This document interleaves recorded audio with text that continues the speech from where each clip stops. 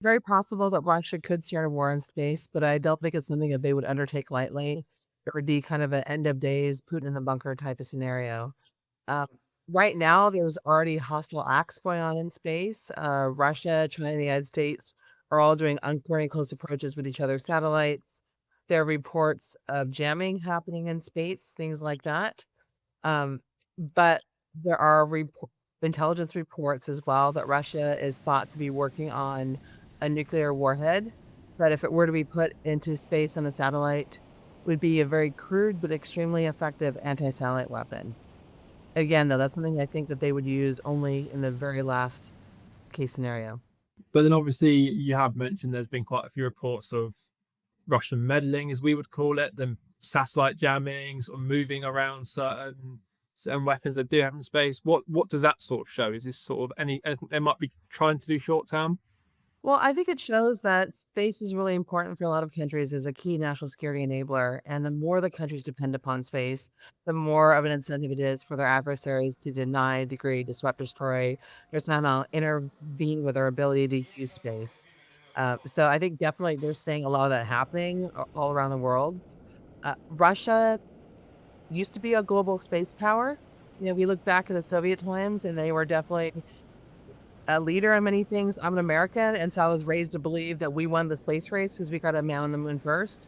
But then, the Russians were the first ones to get the first satellite in space, the first man in space, the first woman in space, the first spacewalk. They had like 6 space stations during the Soviet times. But that was during the Soviet times. Currently, it's a failing state, particularly when it comes to space issues. Their civil space systems are going through corruption and quality control issues. They don't have a commercial space sector to speak of. But Russia is still a major global power is in military space capabilities. And given how much the discrepancy is between how much Russia has in space versus China or even the United States, I think it's more of an incentive for them to interfere with space because they have less to lose. And there's also obviously a lot going on with Russia right now in terms of the war, how their economy is on free fall. It's struggling quite a lot, according to reports from the West. Obviously, I'm assuming doing anything in space costs a lot of money because obviously it's unknown. You've got to get these massive things to help it out. So, how big an impact will that play on how quickly they want to sort of implement certain things? Well, I mean, Russia invaded Ukraine 4 years ago, and they still haven't attacked anything on orbit. So I think we don't have a strong incentive to do something physically, like kinetically, against space capabilities. But I will point out when Russia invaded Ukraine in February 2022, they unleashed a cyber attack against Viasat's ground terminals. Viasat's is, of course, a European satellite company that is used for a lot of military communications, also a lot of civilian communications as well. And so they definitely did that from the very beginning. As well, there has been an increased number of attempts to jam or somehow interfere with Starlink, which is a satellite broadband communication system that is used not only by the Ukrainian military, but also, frankly, from the Russian military as well. So we're seeing an increased effort of that. That's more the non-kinetic interference as opposed to actually trying to physically blow up things. Russia has demonstrated the ability to blow up its own satellites in orbit. My organization, the Scale Foundation, we look at what we call counter space capabilities because technologies are just kind of so dual use. The same technology that can be used to look at um, territory for like Earth observation capabilities for looking at for irrigation type stuff. Now it's used to collect intelligence information. So we look at, okay, what is the capability? So Russia has demonstrated a co-orbital counter space capability where they've uh, deliberately blown up one of their own satellites in orbit from another satellite that's in orbit. They've also done a direct ascent anti-satellite capability where they launch an interceptor from the ground to directly hit a satellite. I think it's a lot of people think of when they think of counter space capabilities. So they demonstrated both of those sort of destructive counter space capabilities. To be fair, though, as well, the United States, China, and India have all done those kind of tests where they send an interceptor from a ground spot to satellite to destroy it. And when you say that they are blowing up their own satellites, firstly, what's the purpose of that? And secondly, how are they actually doing that? Like, what is the physical explosion, I guess, that they are doing to cause the blow up?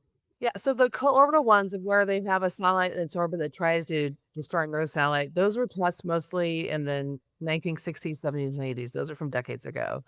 And that was during the early part of the space age where both the United States and Slovenia were trying to demonstrate that they could interfere with the other's space capabilities. So very much part of the Cold War. Um, More recently, the idea of intercepting one of your own satellites, again, that's the ability to demonstrate you have a way in which to target a satellite specifically. Satellites do travel in very predictable arcs, but even so, they'd be able to target and have the accuracy to hit one satellite. That's something only very few countries have been able to demonstrate. And again, the idea is you can maybe send a message to another country, hey, if you're going to be interfering with us, we can shoot down one of your satellites. Now, in today's day and age, where satellite constellations are so big and you have capabilities proliferated across many different satellites, yeah, it's not like you have, it's very rare to have one satellite that's the key to everything. Like maybe it might have been during the Cold War. So there's less of the military utility from just shooting down one satellite, but still, it's a way in which to demonstrate technical accuracy, particularly if you want to do satellites or if you want to shoot down missiles for missile defense, things like that. But then the other interesting thing in the report was about sub satellites at high velocity. Again, I think to what low readers, that's not quite gonna get through to them in terms of what that actually means. So what do you mean when you said, because you mentioned that that could also be used to help make weapons, didn't you, in space? Right. So Russia has demonstrated the ability to put a satellite up in orbit, and then that satellite can release another satellite, and then occasionally that satellite can release another satellite. And so, and sometimes that happens at a low velocity, like at low speeds. But sometimes they also happen at high speeds, at high velocities. And so when we're talking about co-orbital counter space capabilities or the ability to throw as a weapon, if you get up close to another country's satellite and release objects at a really high velocity, I mean, it's basically like spraying it with, bullets or a gun or something like that. That could be very damaging in terms of what happens to the satellite.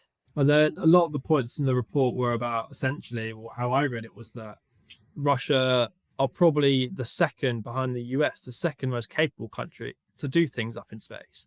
But obviously, you'd also argue that the biggest rivals in terms of global superpower is the US. So they're probably not going to do anything towards American satellites out of the risk that the Americans could hit them back. So what sort of things could they be doing to sort of go under the radar to avoid US detection? So obviously the US has NATO, has the West. Sort of in terms of if there was to be some spark of a conflict, how would that sort of ping off, do you think? The more kinetic type things, the more physically destructive stuff, as you said, it's very easy to understand who did it. It's easy to attribute those sort of capabilities. So those are pretty escalatory. So I think at the start of a conflict, we wouldn't necessarily see that. I think what we'd see are, frankly, what we've already seen: cyber attacks.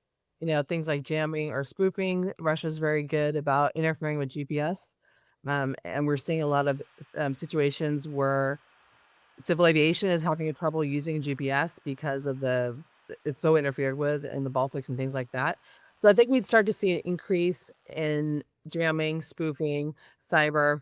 Um, and then I think it's even more kinetic type things only if there's actually, I think, a ground conflict that's ongoing between Russia and one of its peer adversaries like the United States. So yeah, so we're definitely seeing Russia doing those sort of things. I think in terms of more active capabilities, there are reports that they are thought to be doing space-based jamming, the idea that a satellite is up in orbit and jamming or somehow broadcasting over other satellites. It's unclear. Unfortunately for all these sort of capabilities, they get classified pretty quickly, but it is thought that they might be doing that sort of thing. Obviously, Trump, when he came into power, was quite clear that he wanted the US to become this big space power again. He wanted them to go to Mars, and Elon Musk, all this sort of thing. Do you think the US government and the UK government, space agencies across Europe, are taking the potential threat seriously? And if not, do you think what should they be doing to sort of make it a bit more of a concern? I think the West is definitely taking these sort of threats of space capability seriously. That's why you're seeing such an increase in terms of countries creating their own military space organizations and developing those counter space capabilities, things like that. I think definitely there's an understanding that space is a key national security enabler. And so if you want to protect your military's ability to use space, you want to have the ability to protect it, but also maybe interfere with adversaries' capabilities. If you look at the United States Space Force, they talk about the idea of space superiority, the idea to be able to use space at any time we want, but also to impede with our adversaries' ability to use space. And so they're taking a lot of steps to do that as well. You said that Russia has a lot less to lose than certain other countries. What do you mean by that in terms of the space race and the space war kind of thing? When I say that Russia's a lot less to lose, I'm talking just in terms of numbers. If you look at the number of satellites, I'll be off because SpaceX keeps launching more and more of them, but there are roughly about 16,000 active satellites total for the whole world. Of that, the United States has about 11,000. China has about 1,000. Russia has about 370. So just in terms of numbers, they have a lot less to lose. They are involved in the International Space Station that is built specifically so the US and Russia have to work together on that. But once the International Space Station goes away, which it is probably going to be within the next 5 or 6 years or so, Russia's not going to have a space station. So they're not going to have people up in orbit anymore. So that's what I mean in terms of Russia's a lot less to lose. They've got not a strong commercial space sector. Their civil space sector is dwindling. They don't have the number of satellites. If you're talking about very large constellations that we're seeing in terms of Starlink, and the Chinese are doing a couple versions of that, the Russians aren't really doing that sort of thing. So they have a lot less physical infrastructure in space that could be interfered with if something were to happen in the space domain.